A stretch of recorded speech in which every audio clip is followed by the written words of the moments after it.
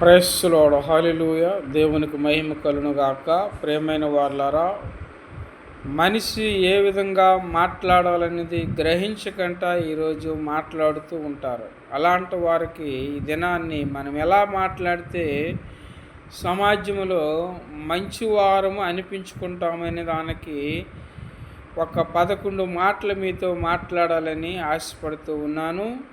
మొదటగా మనము ప్రేమతో మాట్లాడాలి. ఇతరుల పట్ల ప్రేమ కలిగి మాట్లాడాలి. రెండోది తెలివిగా మాట్లాడాలి. మూడోది ఆలోచించి మాట్లాడాలి. నాలుగోది మంచిగా మాట్లాడాలి. ఐదోది నవ్వుతూ మాట్లాడాలి. ఆరోది అవతల వాళ్ళు చెప్పినది అర్థం చేసుకొని మాట్లాడాలి. ఏడోది మనస్సు ఇప్పి మాట్లాడాలి. ఎనిమిదోది ఉన్నది ఉన్నట్లుగా మాట్లాడాలి. పూర్తిగా విన్న తర్వాత మాట్లాడాలి. తొమ్మిదోదిగా.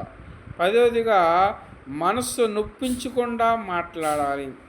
11వదిగా తక్కువగా మాట్లాడాలి. తక్కువ మాట్లాడి ఎక్కువగా ఆశీర్వాదం నీ మీదకి వస్తుంది. విస్తూరమైన మాటలు దోషముండక మానదు. ఏది మంచో ఏది చెడ్డో ఆలోచించి మంచి జ్ఞానము కలిగి మాట్లాడితే అలాంటి మాటల్లో వినేవారికి సంతోషము ఆనందము అనిపిస్తుంది. అలాంటప్పుడు నీవు మంచివాడు అనిపించుకుంటావు.